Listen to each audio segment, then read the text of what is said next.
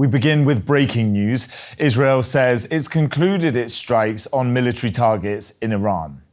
Loud explosions were reported around the capital, Tehran. The IDF said it hit Iran's missile manufacturing facilities, surface-to-air missile arrays, and other aerial capabilities across several areas of the country.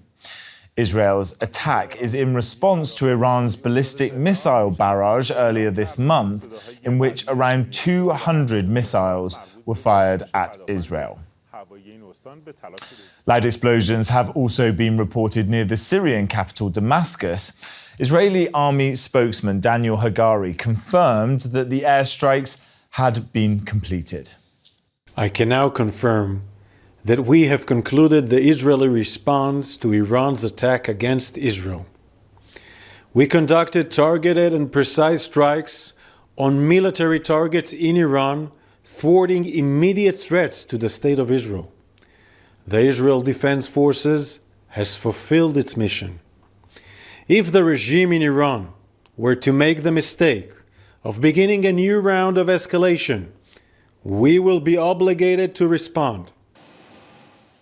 Okay, I'm now going to bring in Bradley Bowman. He serves as a senior director of the Center on Military and Political Power at the Foundation for Defense and Democracies. It's great to have you on the show.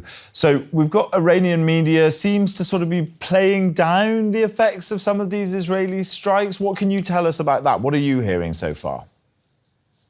Yeah, thanks for the opportunity to join you. Yes, it's completely predictable and par for the course, frankly, that the Iranian regime would try to play this down because it's embarrassing for them, frankly. They launched about 200 ballistic missiles at Israel on October 1st, and most of them failed to reach their targets. And here we have Israel responding in a time and manner of its choosing. And while it'll take some time to understand exactly what was hit and the amount of damage that was imposed, this appears to have been quite an effective strike by Israel. We appear to have seen dozens of Israeli aircraft penetrate Iranian air and missile defense, conducting attacks around the country and hitting exactly what they intended, hitting ballistic missile production sites, hitting surface-to-air missile sites, and additional air capabilities, according to the Israeli government, increasing their freedom of action for a future attack. So that no wonder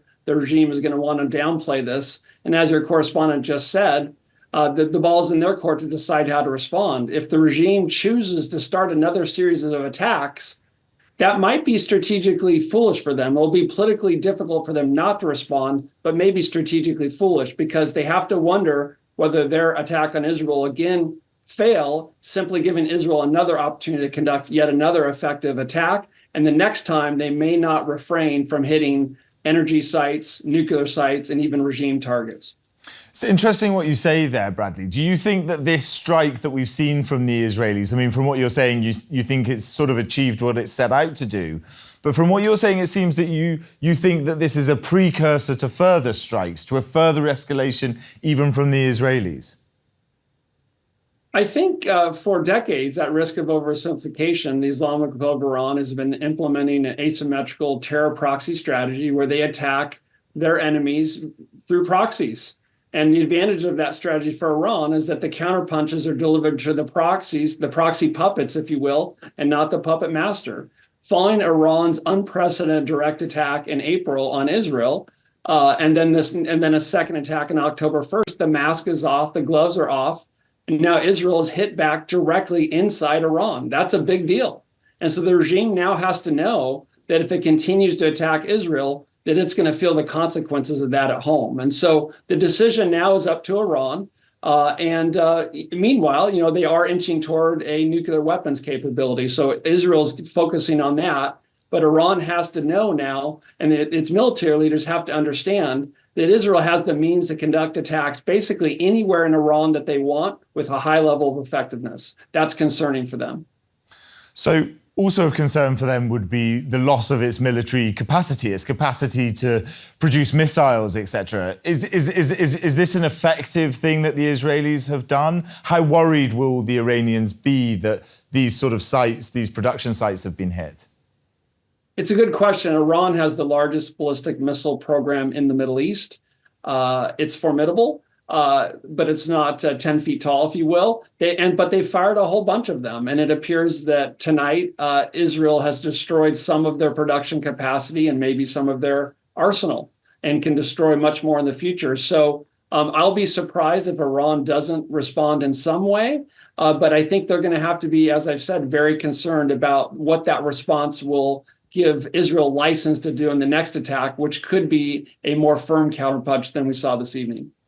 Is there any way forward in this that doesn't lead to a much higher and more significant level of escalation and fears of sort of all-out conflict in the region? You know, it's an understandable and good question that any reasonable person would ask, because war is a horrible thing. But sometimes, you know, you have to escalate to get to a better peace. That's what history tells me. And that's certainly the Israeli perspective right now. You have a regime pursuing a multi-decade strategy whose purpose is extermination of the world's only majority Jewish state.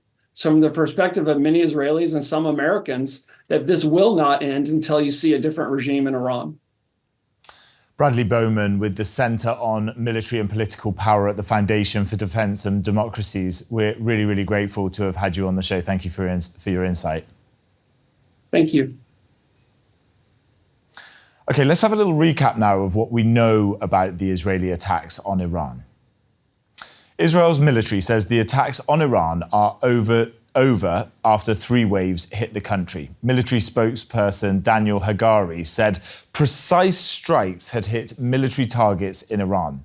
The US has called the attacks an act of self-defense. US officials say Israel informed Washington in advance of the attacks. And Iran has cancelled flights on all routes until further notice and closed its airspace in response to the attacks.